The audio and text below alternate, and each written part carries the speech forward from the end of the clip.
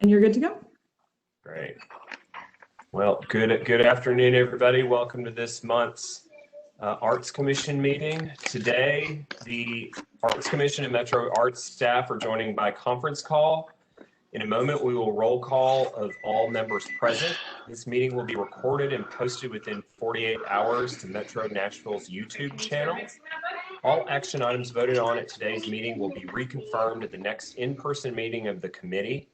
Public comments previously submitted will be read by a Metro Arts staff member. To make in-person comments during this meeting, I will make an announcement when public comment will be open for each agenda item.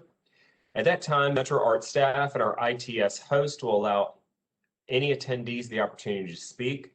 If you are logged into the meeting via WebEx, please use the raise your hand function to indicate you would like to make a public comment. If you are calling in, we will unmute you and ask for a verbal confirmation. Now, I encourage all participants on the call to stay muted and use the raise hand WebEx function if they would like to speak. If any commissioners are having technical difficulties with any of these functions, please let me know before we proceed. Don't see anybody raising their hand. So I will now call the meeting to order. When I call your name, please respond appropriately. Commissioner Powell. She's not joined us yet. Commissioner Cheek. I believe they're here yet. Commissioner Alvis. Here. Commissioner Angelico. Here. Thank you. Commissioner Brewer. Here. Commissioner Bird. Present. Commissioner Dow is not with us today. Commissioner Haynes. Here. Commissioner Busey. Here. Commissioner Ramos is not with us today. Commissioner Roberts. Here. Commissioner Stringer. Not yet joined. Commissioner West is not with us today. Commissioner Walker is not joined yet. And Commissioner Schmidt is present as well. And Chair, I just got an email from Commissioner Powell. She should be joining shortly. She's having some technical difficulties. Okay. I will let you know when she is here. Great. Thank you, Grace. And with that, I will call for a motion that the meeting agenda constitutes essential business of this body and meeting electronically is necessary to protect the health, safety, and welfare of Tennesseans considering the COVID-19 outbreak, and is permitted under the Governor's Executive Order number 78. This is Jane, so moved. Thank you. Can I get a second? Commissioner Busey, I second. Thank you, Commissioner Busey.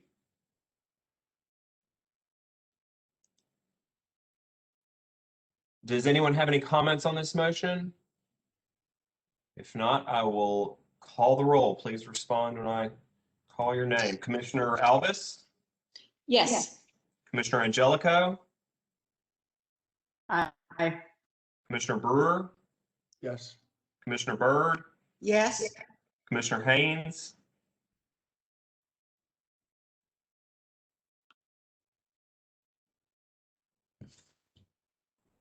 Clay?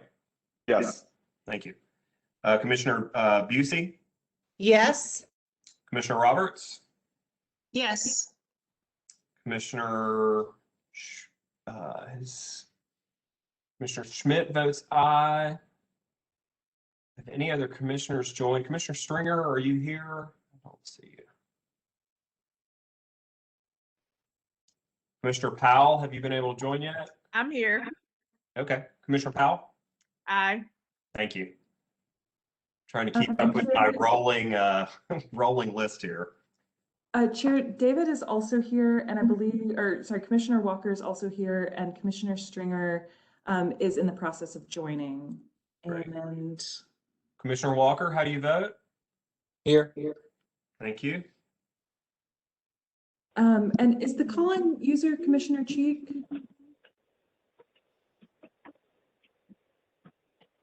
Let's see, could call-in user 615-305 let us know who you are?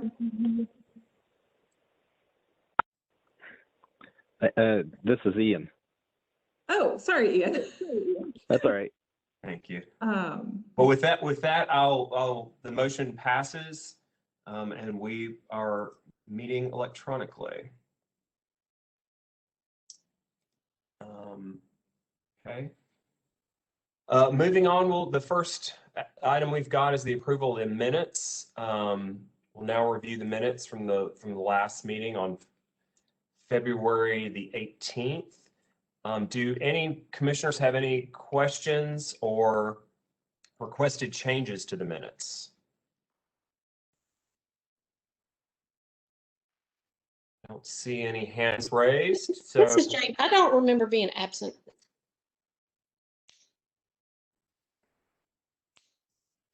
oh, on the minutes?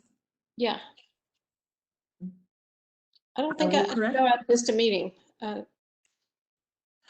I will correct that. That might have been a typo, but duly I noted. would have been on the phone, so that may have the confusion because I definitely was on the phone. So Jane will Fantastic. amend the minutes as appropriate for that to reflect that. Anyone else have anything? Okay, could I get a motion to approve the minutes? So moved. Commissioner Roberts makes the motion. Can I get a second? I second. David Walker. Thank you, Commissioner Walker. I've got a second. And with that, as I call your name, please respond appropriately. Commissioner Powell.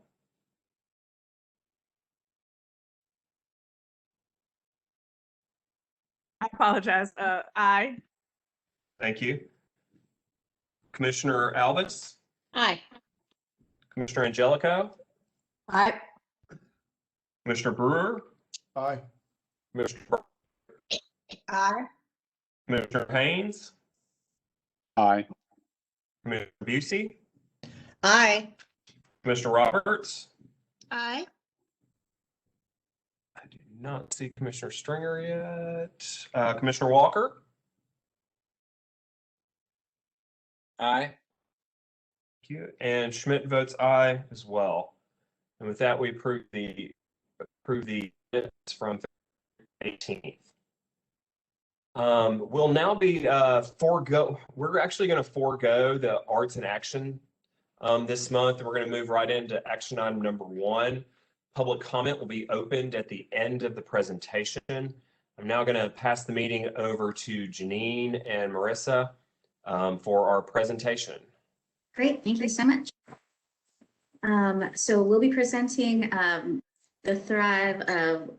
the recommended Thrive project. So I'll just give you a brief overview, and then I'm going to pass it to Marissa to do the actual review of the projects and the award recommendation. So Thrive is one of our funding programs, and it is designed to build, strengthen, and cultivate communities in Nashville through the support of artist-led projects.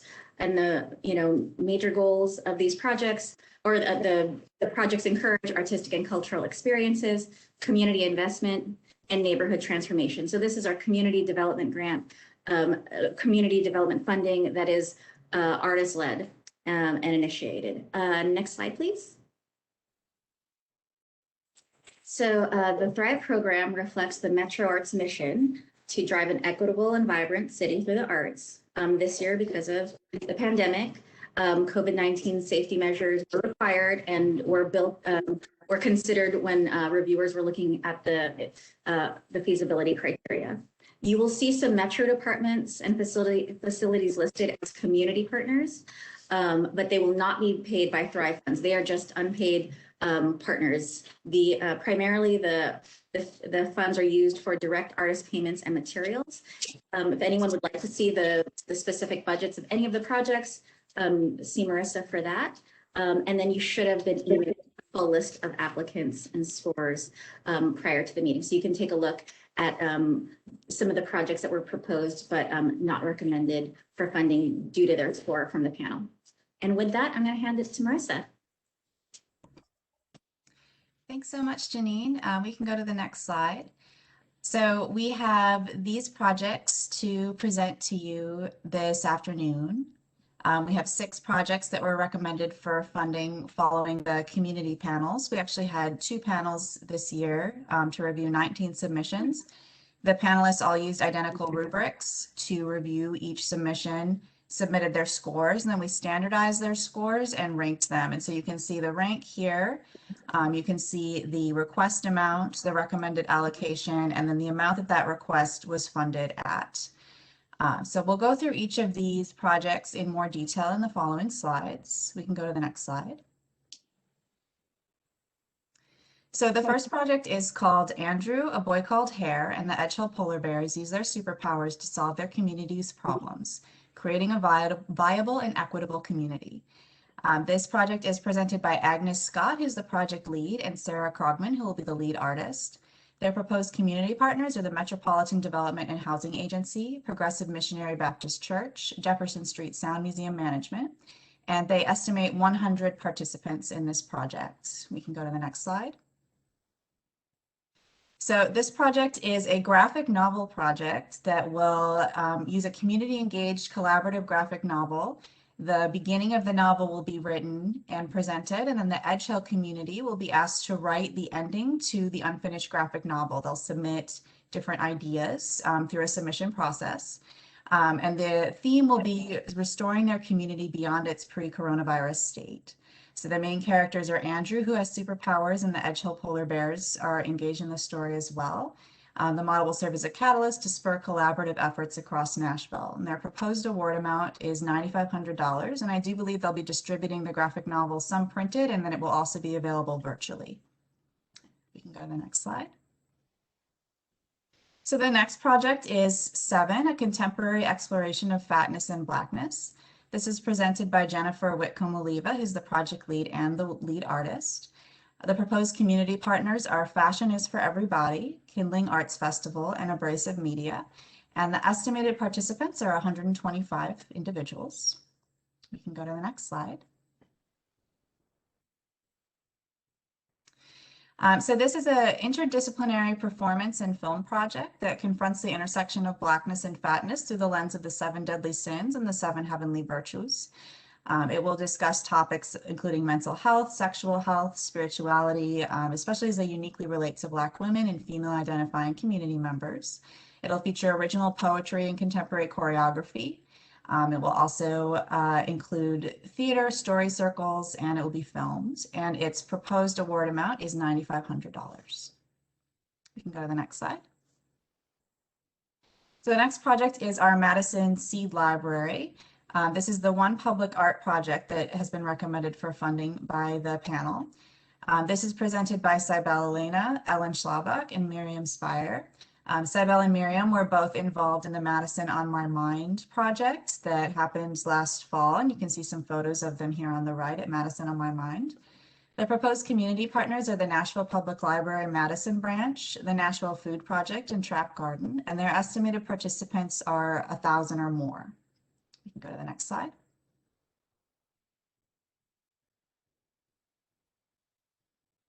Could we go to the next slide, please?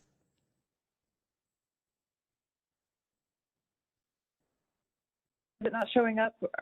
Not for me.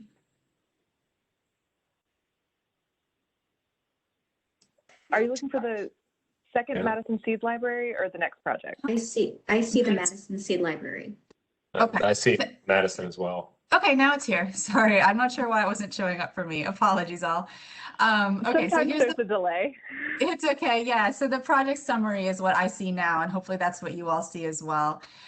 So this is a seed library that will be at the Madison Branch Public Library. And a seed library, for those who aren't familiar, is a cabinet that holds seeds, and folks can come and check out seeds and then return seeds like you would with books in a library. And Metro Arts will not be supplying the seeds. This project supports the decorative cabinet that holds the seeds. So this is part of the library.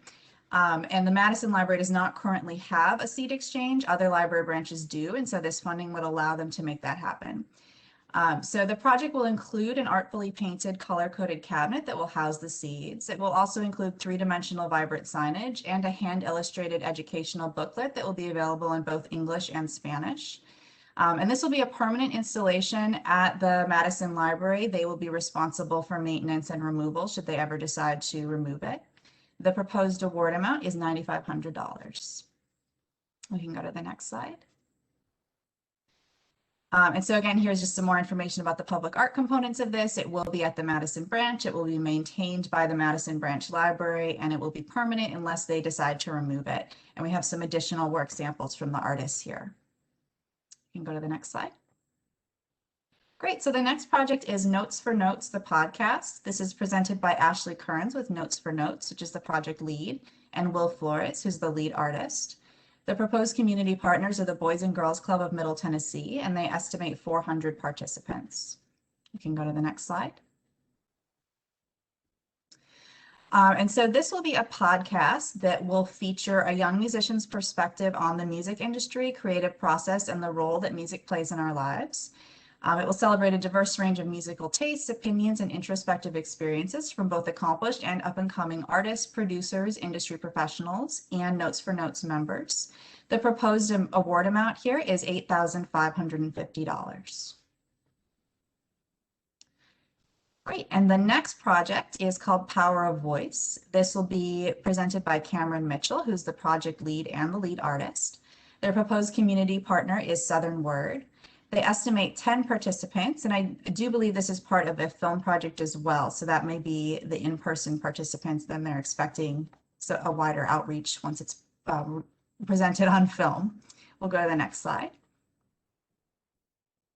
So this project will be a spoken word showcase that's called Power of Voice that will be held at Witness Walls of Nashville. You may be familiar with the Metro Arts Public Art Witness Walls, which shows images of demonstrators from the civil rights movement. So this will be a spoken word showcase that's performed in front of Witness Walls, and they do have the permission from Walter Hood, the Witness Walls artist, to hold their events there.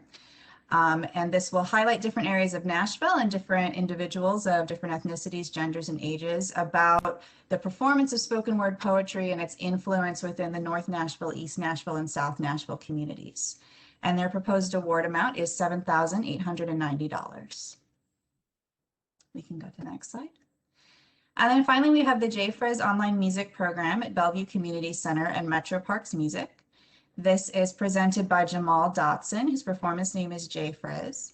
The proposed community partners are the Bellevue Community Center and Metro Parks Music, and they estimate 25 participants. We can go to the next slide. So this will be an online music video program, which will include instructional videos related to vocal and piano performance. These videos will be presented to the Bellevue Community Center and Metro Parks Music, and then folks will have the option to either watch them at home or they can come in to the community center and the park buildings and use pianos and keyboards there, and those will be spaced out for social distancing, sanitized between uses, and the proposed amount here is $4,110. We can go to the next slide. And with that, I will send it back to Chair Schmidt for the public comment period. Great, thank you, Janine and Marissa. We will now open the meeting to public comment. If you were logged into the meeting via WebEx and would like to make a public comment, please use the raise hand function now. If you are calling into the meeting, we will unmute you shortly to ask if you would like to make a comment. Were there any public comments on this motion submitted by email? No, Chair, there was not. Are there any attendees at this meeting that would like to make a public comment? No, Chair, there are not, but I would like to let you know that Hope has been upgraded to, or Commissioner Stringer has been updated to a panelist now. So she is present. Great, thank you. Duly noted. Okay, this is the end of the public comment for this agenda item. We will no longer take comments regarding this subject. Are there any clarifying questions from the commissioners?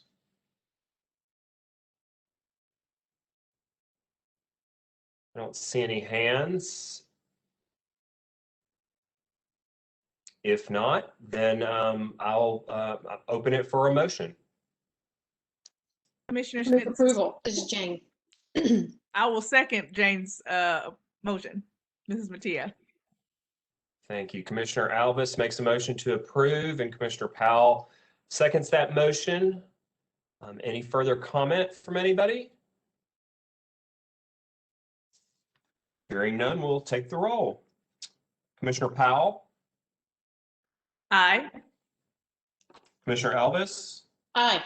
Commissioner Angelico, Aye.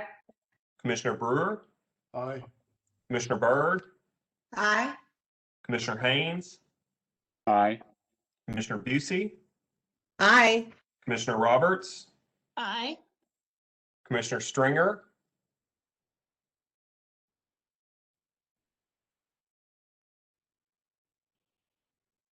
Commissioner Stringer, I think you're on mute. There you are. Okay, sorry. I think I should recuse myself because I wasn't here for the presentation. Okay. Commissioner Stringer abstains. Commissioner Walker Aye. and Commissioner Chair Schmidt votes aye.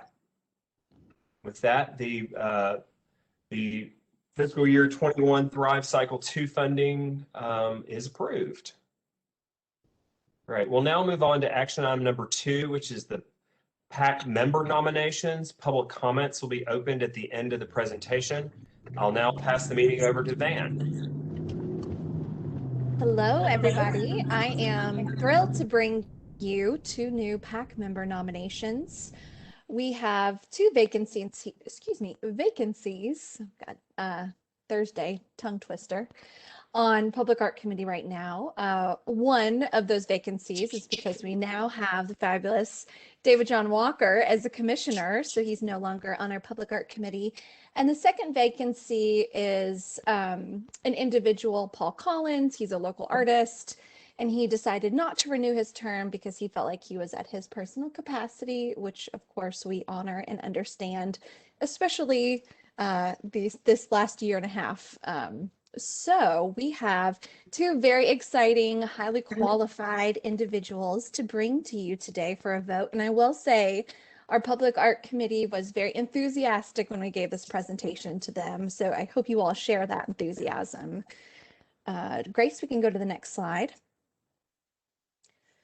So the 2 individuals we have been influential, really influential in our local arts scene for a number of years. Sara Lee Bird is our first nomination. Many of you may know her from her time as executive editor at Nashville Arts Magazine when that was a physical publication. And she played a really pivotal role in promoting our public art collection. So the staff actually had an ongoing article each month to highlight whatever our public art upcoming project was, or to just talk about the collection as a whole, which is wonderful because it means that Sara Lee has a really extensive knowledge of the public art collection and what our vision and mission is within the public art program. Sara Lee has taught art history and human organization and development capstone courses. That teaching experience includes Vanderbilt University, which is her alma mater. That's where she received her master's. And she's also taught internationally very extensively in her home country, in her family's home country of Colombia. She is currently working as the archives manager at Vanderbilt University, and she has also started her own art consulting and writing business. So we are so excited to have Sara Lee Bird as a possible candidate, should you vote yes. We can go to the next slide. Another individual we're so enthusiastic about is Shawn Giles. He is committed to a 1-year term with an option to renew for up to 2 years. Shawn has had a really massive, particularly recently, impact on our local arts community. He is currently in the role of community engagement director at the Frisk Museum. He's held a number of positions there during his tenure, but his work as community engagement director He is in charge of curating their community gallery, which is that first space when you walk into the Frist. And he has really championed much of the recent North Nashville artist exhibits, which have really been a game changer, I think, for our local art scene and have highlighted the talent that's coming out of our local neighborhood community in a very real way. And I think has uplifted that to a city and state and national level, which we're really enthusiastic about. Shawn is also working really closely with us because he is one of the advisors, the community advisors for our Costi Gardner Senior Park project. So Shawn has gotten to know our staff a little better. We've gotten to know him better beyond his role at Frist, and another individual who has just really given so much of their time and dedicated their career to highlighting the Nashville art scene and supporting the work that we're doing here at Metro Arts. Go to the next slide, Grace. Great. Well, thank you, Van. We appreciate that. Some great potential additions to our Public Art Committee. We'll now open the meeting to public comment. If you're logged into the meeting via WebEx and would like to make a public comment, please use the raise hand function now. If you are calling into the meeting, we will unmute you shortly to ask if you would like to make a comment. Were any public comments on this motion submitted by email? No, Chair, there were not. Are there any attendees at this meeting that would like to make a public comment?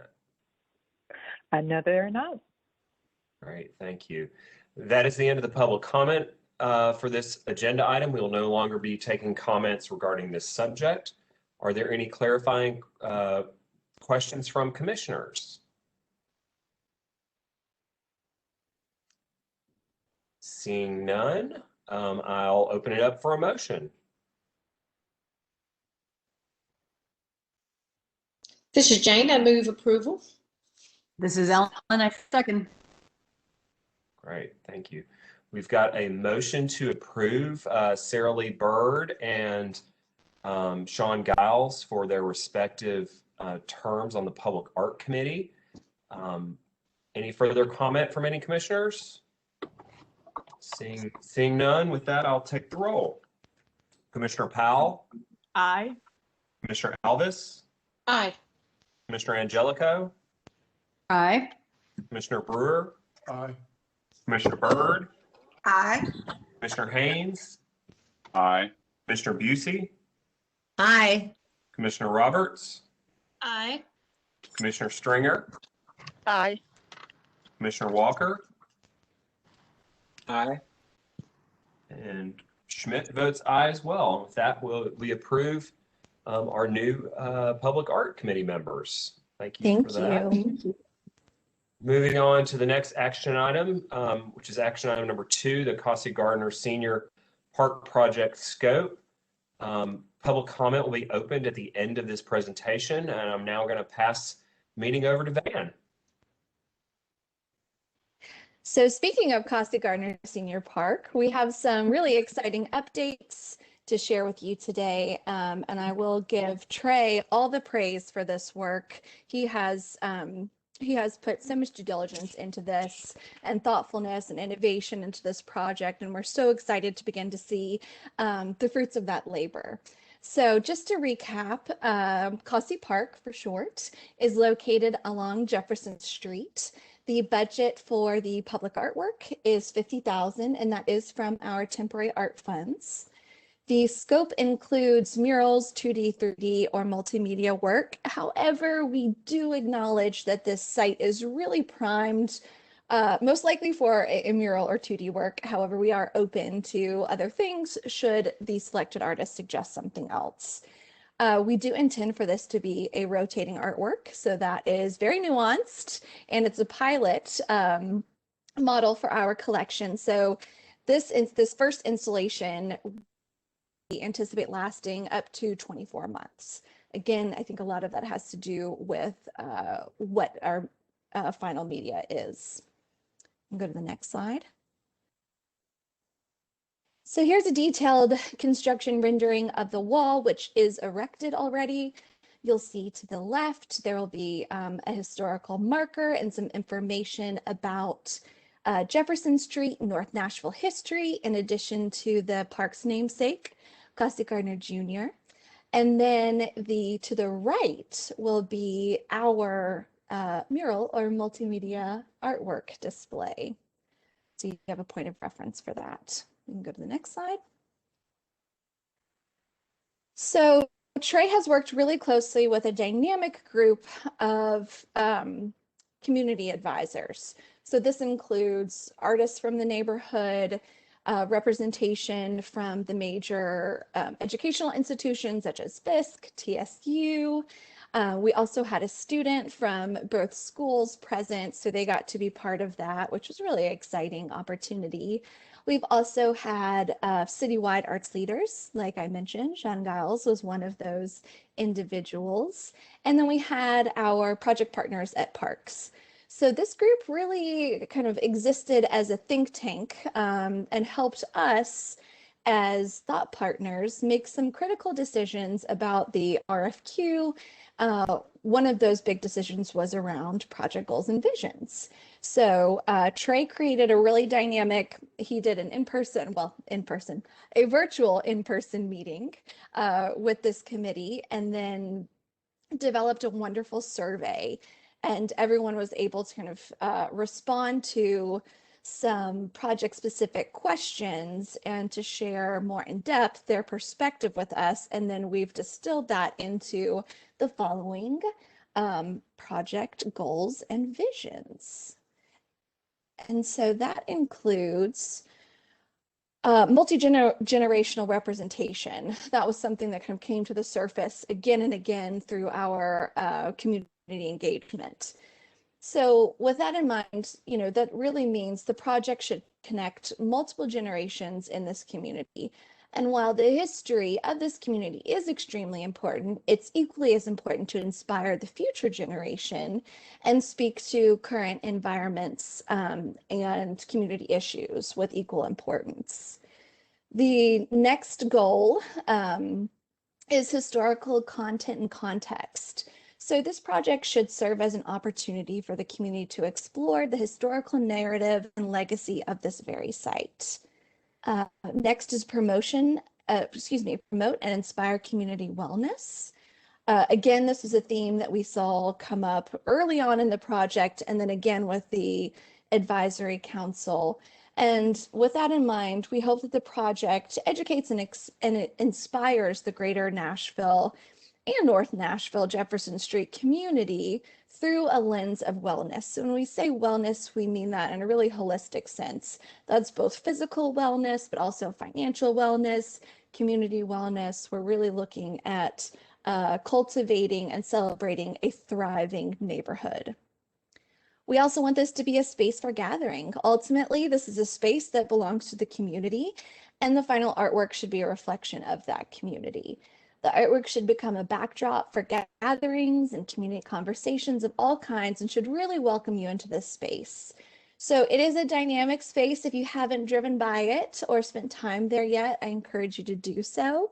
It's a pocket park, so it's small, but they've packed a lot in that small footprint. But really this wall is going to be, and this public artwork is really going to be kind of the focal anchor point.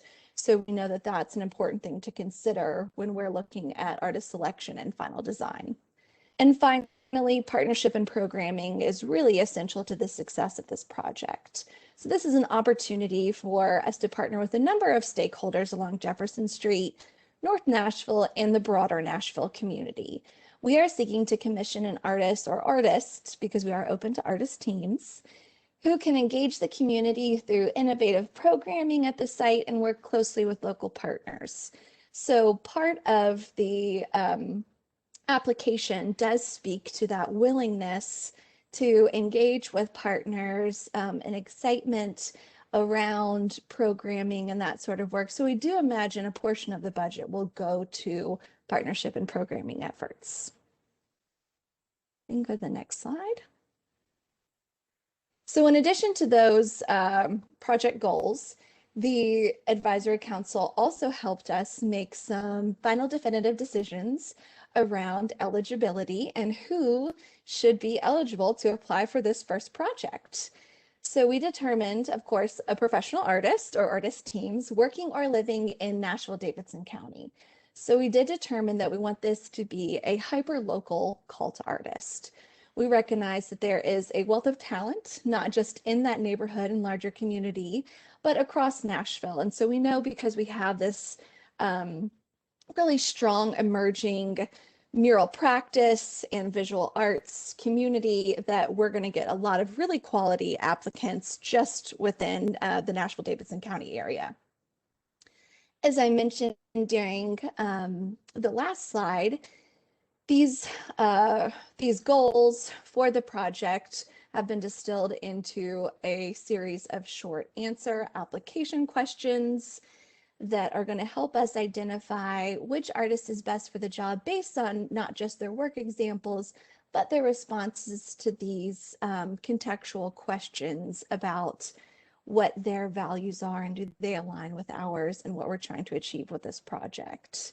So the selection criteria that we'll be scoring individuals based on includes community connection and commitment, artwork samples, short answer responses, and artist capacity. And when I say artist capacity, I mean, has this artist managed, do they have experience managing timelines and similar scale budgets?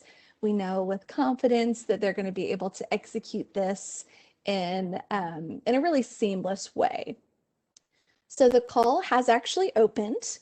It opened on March 8th, and submissions are due April 5th. Go to the next slide. Great. Thank you, Van. Appreciate that presentation. We'll now open the meeting to public comment, or if you were logged into the meeting via WebEx and would like to make a public comment, please use the raise hand function now. If you were calling into the meeting, we will unmute you shortly to ask if you would like to make a comment. Grace, were there any public comments on this motion submitted by email? There were not. Are there any attendees at this meeting that would like to make a public comment? There are not. And with that, this is the end of the public comment for this agenda item. We will no longer be taking comments regarding this subject. Are there any clarifying questions from any of the commissioners? Commissioner Busey? Yeah, thank you, Chairman. When Kelsey Park was developed, was there a certain amount of space given to the Arts Commission? Just kind of limited space to us, or does this project have room for expansion? Because I know the park is small, but it seems like there's a lot of room for growth at that park right now. And I'm just wondering if there's any answer to that question, or is that just sort of a work in progress? No, that's a great question and a great observation, and the answer is yes. So this is just the first stage of funding. There is a second phase that the Parks Department and an architectural firm in town have developed. So fingers crossed that Parks gets the funding to implement that second phase. And I think, you know, we're really lucky to have a wonderful working relationship with Parks, particularly within public art. You know, so many of our projects are anchored in their properties. And so they were excited for this first opportunity to activate this wall space. But I think we've also kind of casually talked and brainstormed about a lot of other elements within the park. Should we, both departments, should we have the funding to do so? That could be a really great opportunity for artist design elements. So they are hoping to include some seating and an outdoor kind of stage area for event gathering, knowing that there is such a robust, particularly music and performing arts scene within North Nashville. It kind of lends itself to that space. So contingent on funding, I think we do have lots of opportunities to expand beyond just this first project. That's great. It does seem like, if you'll excuse the pun, it does seem like an open canvas. That whole does. park. Yes, Yeah. yes, it does. Okay. Thank you, Van. Thank you. Great. Thank you, Commissioner Busey. Any further questions from any of the commissioners?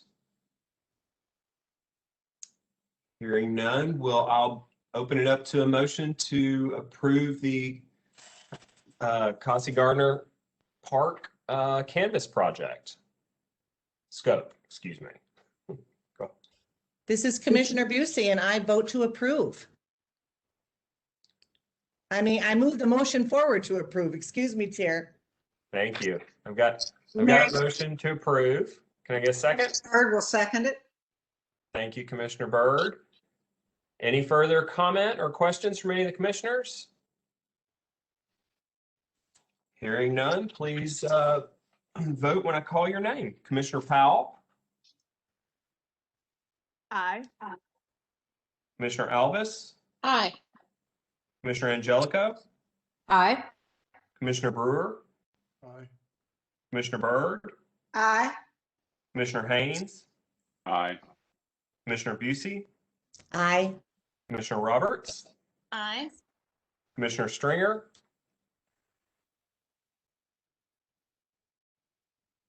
Commissioner Stringer, I think you're on mute. Oh, there you are. Aye. Thank you.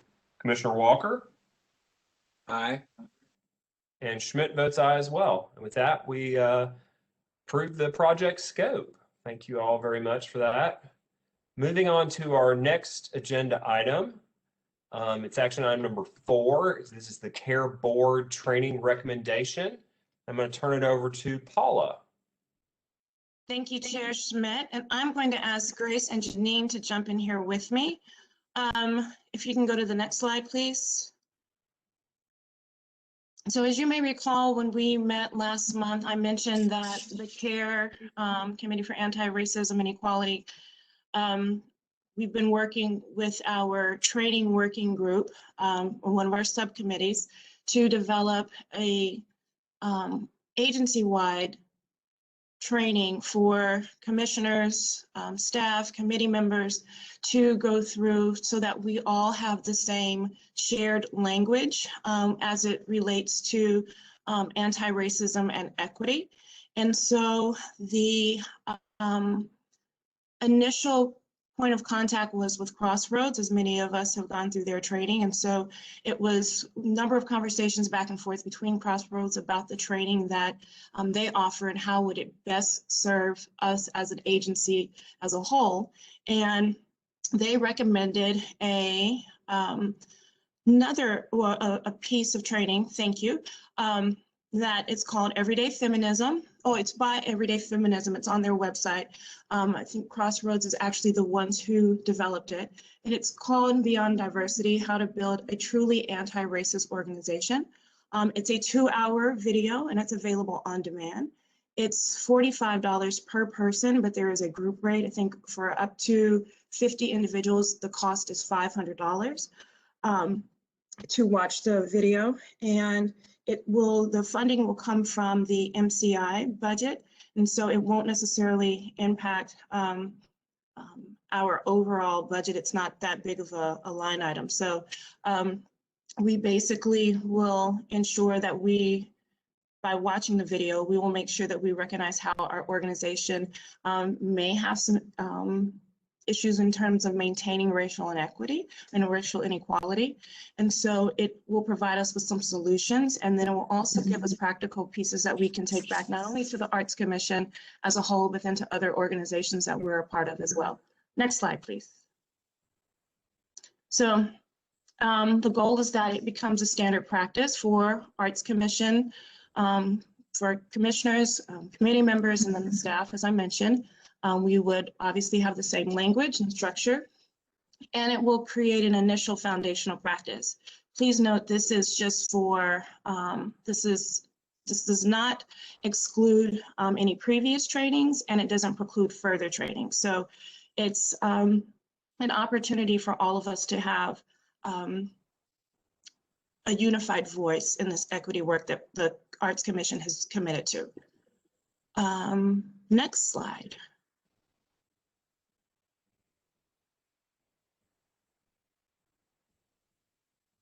I don't know if Grace or Janine, did I miss anything? Do we need to chime in, please?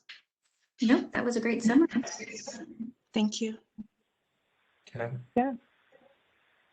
With that, we'll go ahead and move to the public comment period. If you are logged into the meeting via WebEx and would like to make a public comment, please use the raise hand function now. If you're calling into the meeting, we will unmute you to shortly to ask if you make your comment. Were there any public comments on this motion submitted by email? There were not. Are there any attendees at this meeting that would like to make a public comment?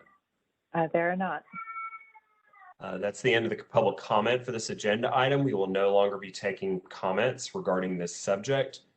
Are there any clarifying questions from any of the commissioners?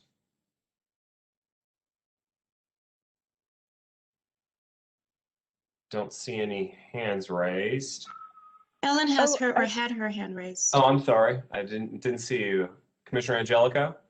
Hey, first of all, just wanted to say that I watched the CARE meeting and I really appreciated the care, so to speak, that everyone took to get this right. And it seems like this is a really excellent resource and I can't wait to utilize it. I know this was a topic of some discussion in the meeting and I'm wondering where we ended up in terms of in the event that this resource doesn't become available, is there a provision in the language that we're using for CARE to recommend a different resource? Thanks. Well, thank you, Commissioner Angelico, for that question and for watching the CARE meeting. Most people don't do that, so I appreciate that. This is just to get us going, to get us started. I think the training working group is committed to continuing this process, to find other avenues and to diversify, for lack of a better word, the training options available to us all. But given the climate of where we are right now, knowing that in-person training is not available and that we may not be able to commit to some of the Crossroads 2-day training sessions or their Saturday school, this is just kind of a placeholder, if you will, for us to get the ball moving so that we're not just kind of still kicking the ball down the street. We just say, okay, let's start here. If that makes sense. Okay. Excellent. First step is always the one that you should take first. So thank you. Thank you. And I will also just jump in quickly to add to answering your question, Ellen, that also hopefully because we're sort of Metro Arts would be purchasing this on-demand video, that it would have a longer sort of shelf life and accessibility than, if it was, something that was generally posted on the internet. But thank you for that point. And I think Paula covered most of the rest of it, but it'll definitely be something that we'll come back if we need to modify or add in a different piece. Excellent. Thanks for clarification, folks. Any other commissioners have any comments?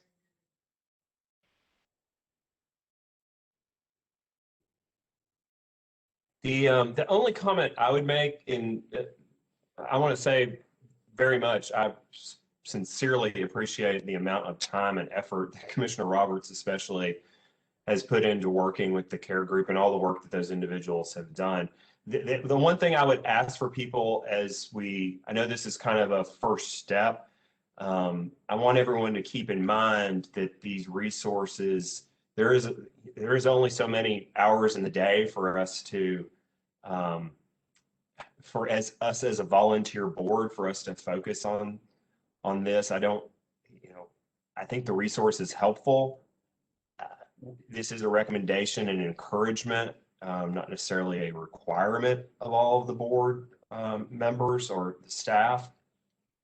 So I hope y'all are mindful of that as we get additional resources that we can kind of add to the library of resources for people that there's only so many hours in the day to watch videos and to attend trainings. And we've got 2 good resources now with the Crossroads training and this video. So I just ask y'all to keep that in mind. Thank you for that. Yeah. Anyone else have any comments?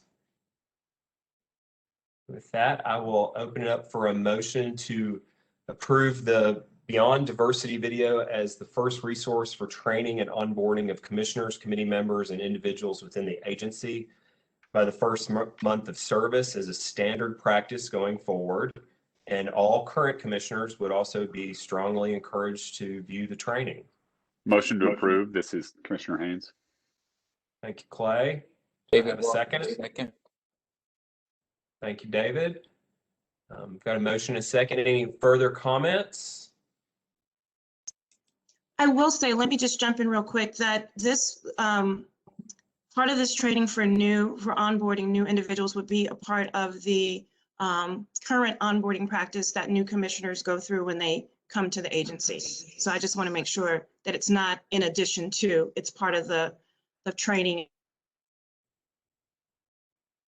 practice that they would already do. Great. Thank you for clarifying that, Paul. Any other comments? Seeing none, I will take the roll. Commissioner Powell. Aye. Aye. Commissioner Alvis. Aye. Commissioner Angelico. Aye. Commissioner Brewer. Aye. Commissioner Bird. Aye. Commissioner Haynes. Aye. Commissioner Busey. Aye. Commissioner Roberts. Aye. Commissioner Stringer.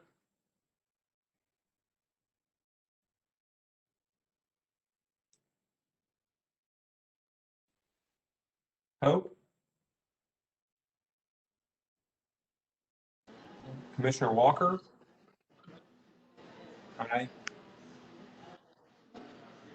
And Schmidt votes aye as well. Hope, I don't think we could hear you.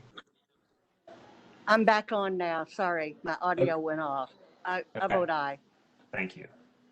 And with that, we approve the motion to accept the training. Thank you. Thank you all very much. I know the committee is going to be very excited to hear that this was approved, so thank you. Absolutely. Thank you, Paula. We appreciate you and Will serving on that committee and helping lead the path forward. So we appreciate you. I'm going to pass it over to Van to give us a public arts collections management and some project updates. I'm back. Again, I have to uplift the work of the team. These public art updates, particularly our first two, Ann Leslie has done a really stellar job, and I have to admit that this is kind of thankless work. It is around conservation and maintenance, and that's not always the most exciting or glamorous thing, but Ann Leslie is so diligent in this work.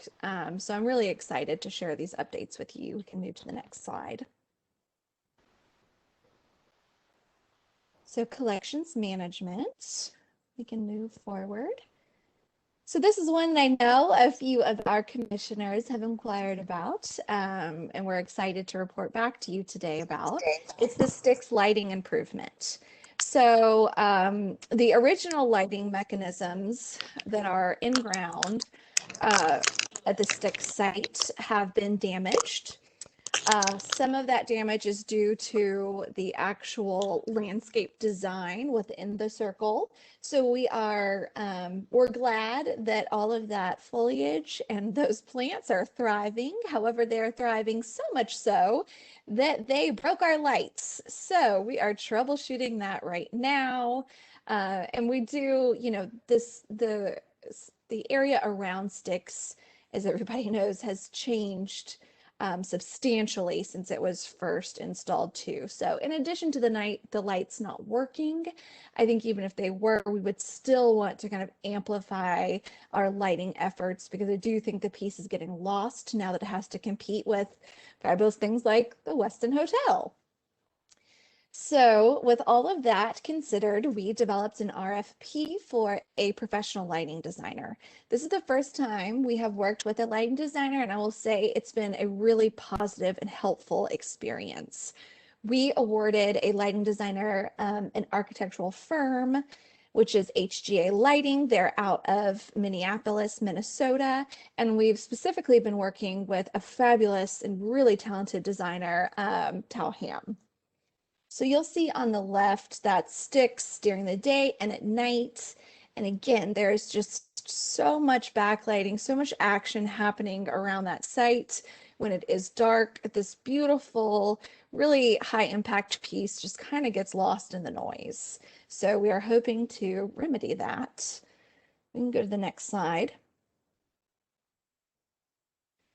So this is TAL's initial plan, which we did present to the artist, Christian Moeller, I believe 2 weeks ago.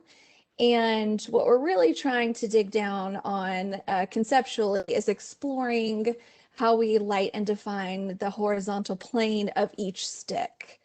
So they gave so much thought and consideration to both the angle, the plane, and how all of that kind of interacts as you move around the roundabout. So we have decided that we definitely want to highlight each stick kind of with that horizontal plane lighting. And Christian also asked if we could explore some kind of moonlighting. So how do we illuminate the site as a whole in addition to illuminating each individual stick? Now that's a little tricky since we don't own property around the roundabout, but of course we do have the convention center there, and we might entertain working with the West End, but we obviously would have a lot to figure out should that be the case. So the initial plan is to work on determining what lighting features would be best for that horizontal kind of uplighting. And then we are going to work with our team and staff to figure out how we could kind of illuminate the full roundabout also. But overall, Christian is really pleased, and you always want the artists to be enthusiastic about these designs or updates that we kind of unavoidably need to make as our collection ages and as things change around the city from an environmental standpoint. So Anne Leslie's done a fabulous job, and we've really appreciated working with Tal and her team. We can go to the next slide. Van, Yes. before we move on, can I ask a quick question on that? Of course. So I know we put out an RFP, and HGA, I guess, was the winning bidder on that. Yes. It sounds like they're from out of state. Were there no I'm a little surprised that we had to go out of state to find someone to do this work. It was actually a professional lighting designer was harder to come by than you'd think. And Leslie, I'll let you speak to who the other applicants were.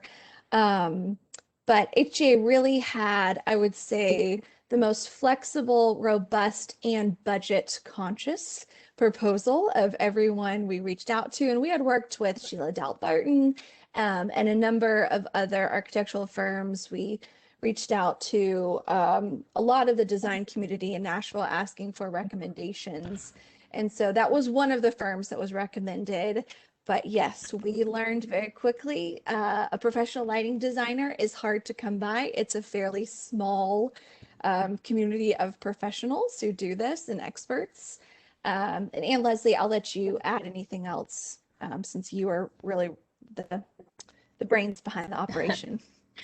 Yes, Jim, we did find some lighting designers locally. There were actually two, and I can't recall the names right now, but we did reach out to them and ask them to supply us with proposals, which they did, as well as a couple from outside of Nashville, and those came from local recommendations. So of those four that we reached out to, this was the winning one. Thank you. Sorry, go ahead, Van. We learned a lot through that RFP process, and it took us several months, and that's really been a huge part of Anne Leslie's focus and workload. So thank you for that question, Jim. I appreciate it. Clay, I see you've got your hand raised. Yeah, thank you, Chairman. It's my understanding, was it Schneider Electric that originally did the install? And can you be more specific about what the actual issue was with the plant? I assume all that would have been installed with underground conduit. I'm just surprised that we're getting a maintenance issue this soon. Yeah, and it was a pretty multifaceted maintenance issue. I think I dumbed it down by saying it was just the plants. There's also some irrigation issues And Leslie, can you speak to that for me? Certainly. So it was Rains Electric that did the installation of not only the poles, but also these in-ground lights. And we have had a couple of issues with these in-ground lights over the last few years.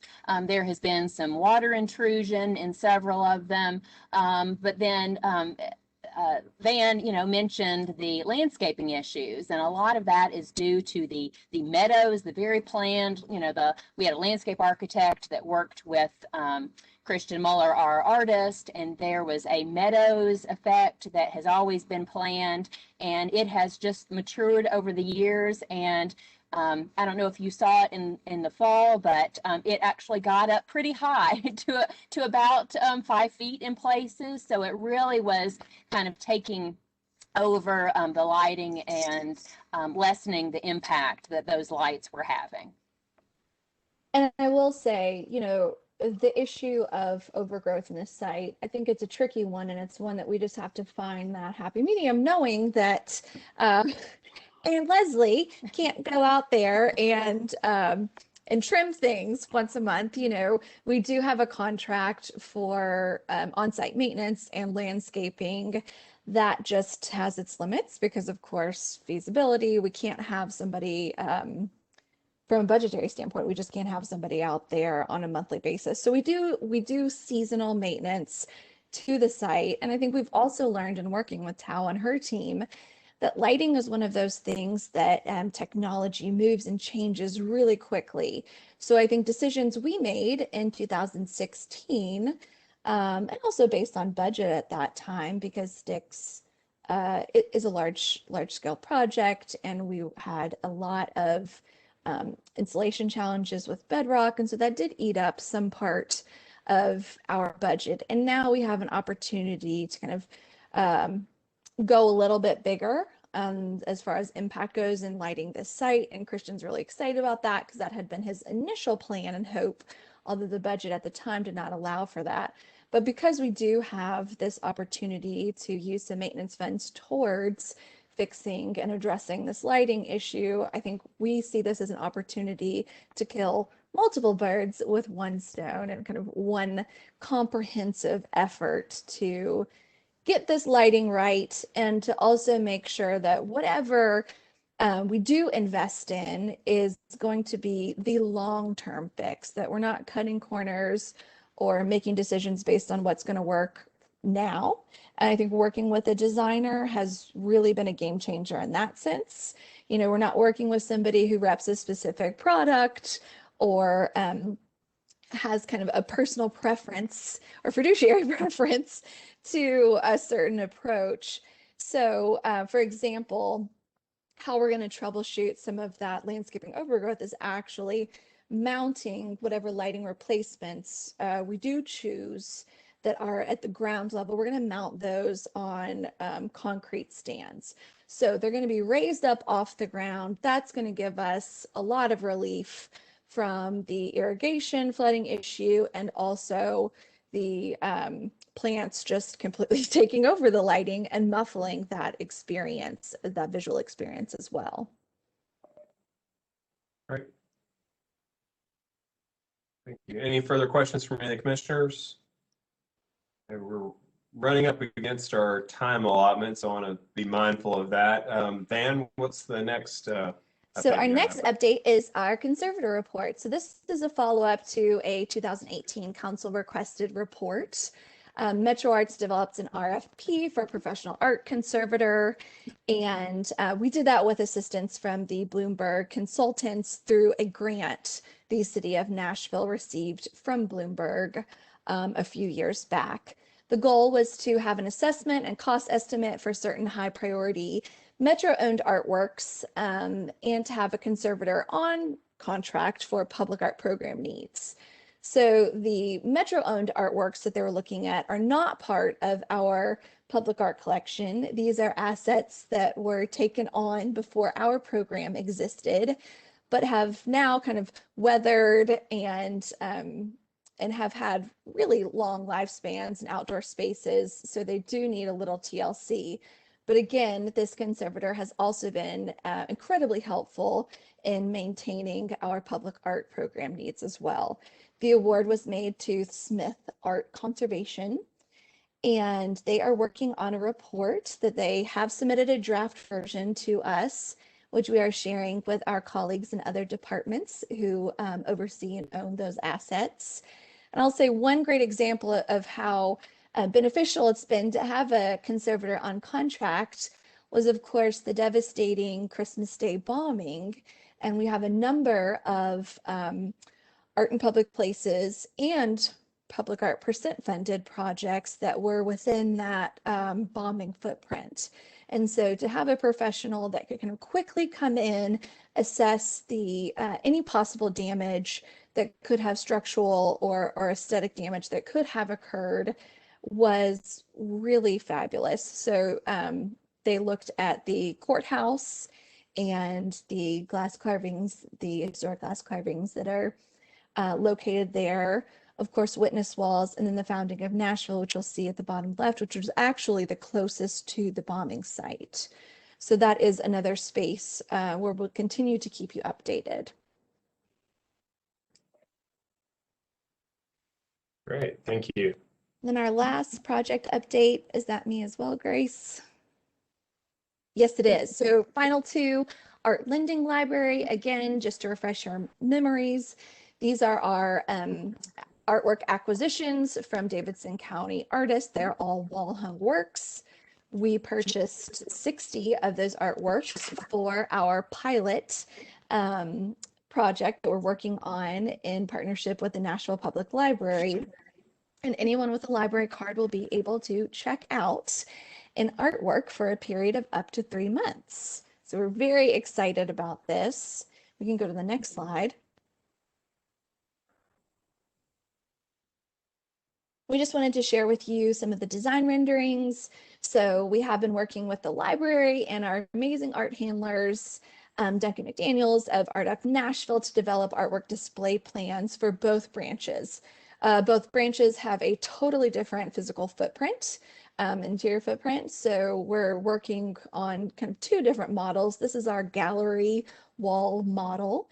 So you'll be able to walk up, see the artwork in person, then go to the circulation desk, get checked out, and to go home with a fabulous piece by a talented Davidson County artist.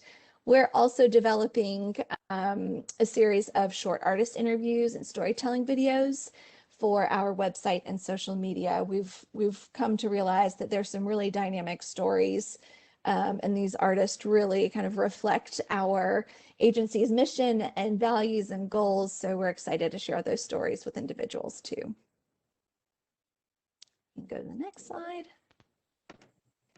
And then last but definitely not least, our Madison community survey. So this is part of an NEA funded grant that we received to invest in creatives and creative businesses in the Madison area.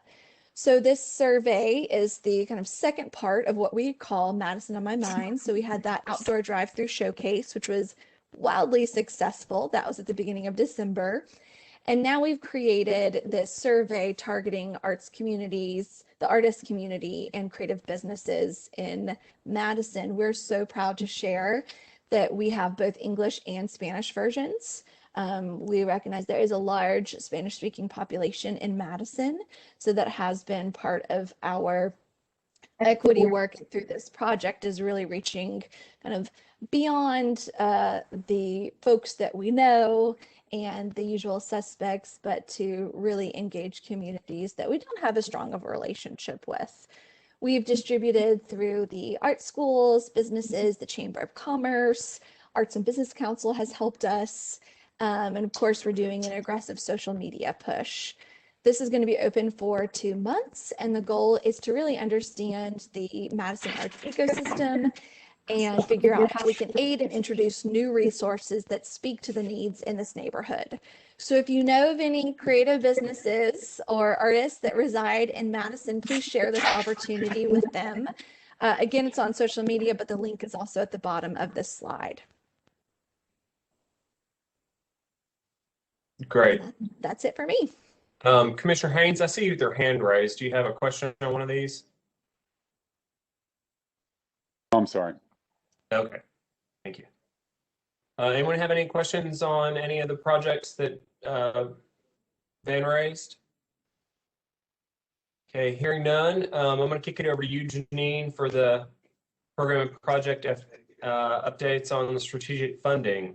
Great, and I'll be brief. We'll just touch on a few of the updates. We did include some of this information and the board brief, and then of course I'm here, and all strategic funding and initiative staff are always available on phone and email for more information about these projects. So next slide, please.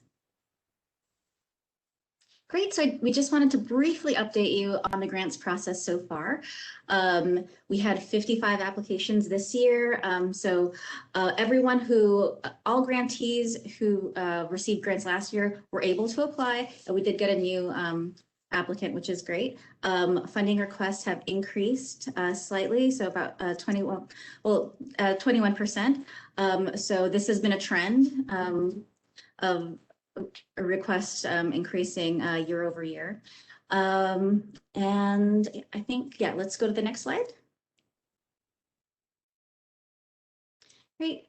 So currently we're recruiting application reviewers to sit on the panels and review all of the applications, and then they'll have a public meeting that applicants are invited to attend and are available to clarify any issues for those panelists before they make their final, submit their final scores.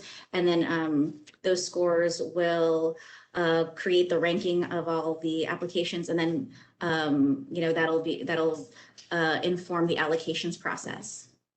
And so we have smoothly transitioned, thanks to the great work of Marissa, to a new grants application and management system. We had great training and a great testing period, which was really helpful. We had this new system of a two-step system, and that actually really helped us with the coordination of all the panels. And yeah, it was smooth sailing. So thank you, Marissa. So we'll hear a lot more about grants in June, big allocations meeting at that time. All right, next slide, please. Great, and so very brief update. I could talk so much about this, but of our equity programs. So last month, we mentioned that we received our $50,000 NEA grant for the relaunch of REAL, which will happen later this year. We are currently serving alumni of REAL. We're going a little deeper now and actually doing interviews, which is exciting. And then I'm currently working with CURB staff on the curriculum and speaking schedule. Applications for REAL, which is Racial Equity and Arts Leadership, will open up in August. Then the Power of the Pen just wrapped on Monday. This was a pilot session partnership with the Porch Writing Collective. We met after a Crossroads Saturday School of Anti-Racism. We met for 6 weeks, did writing prompts together and then separately and shared them during these sessions. There was something very special about this program. So now we're doing the evaluation and the debrief, and I'm going to be very excited to share the insights we have after our evaluation period. The BIPOC, the Black, Indigenous, People of Color, and White Arts Administrators groups are still meeting. The next BIPOC meeting is actually tomorrow, Friday at 4 p.m. So if you know of anyone who would be interested, please let them know. Please attend if you can, if it makes sense. Yeah, so we'll continue going with that, and we'll share some insights of those meetings when appropriate.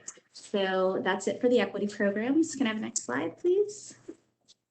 And finally, our youth partnerships programs. So Opportunity Now, if you know of any youth who are interested, please let them know to apply before the April 9th deadline.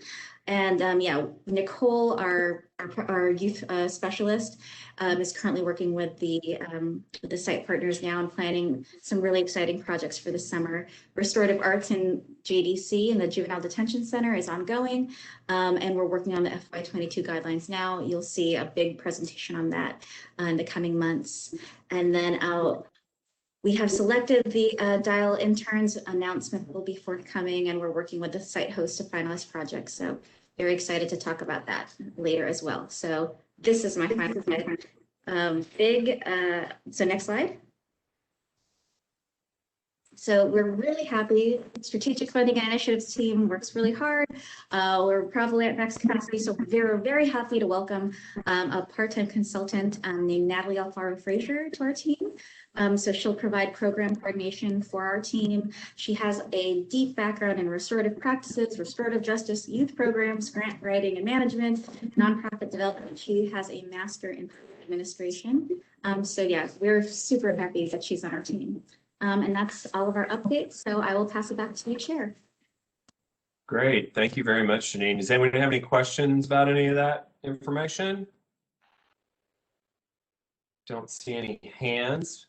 As you probably figured out by now, Caroline's out of the office this week for spring break and some personal time off, which is much needed by not only Caroline, but probably most of our staff as they work so hard.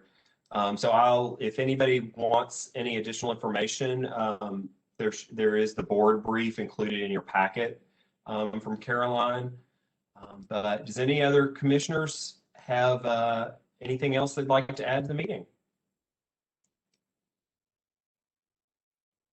Okay, seeing Commissioner Busey. Thank you, Chair Schmidt. Just wanted to say kudos to the staff. This has been a remarkable year, even though we're right at the beginning of it. I feel like there has been so much on their plates, and you have just come through with flying colors. Really, I just cannot thank you enough. Such comprehensive work that you had to do with a short staff. So just thank you. That's all I wanted to say. I think Sherry echoes all of our sentiments on that front. So you all do so much with not enough resources. So we'll keep working to get you more. But if nobody else has anything else to add, then that completes the business of this meeting. And our next meeting is Thursday, April 15th at noon. And with that, we will stand adjourned. Thank you all very much for all your time, and look forward to seeing you next month. Thank you, everyone. Thank you, Jim. Thanks, everybody. Thank you all. Hope to see you all. Thank you all.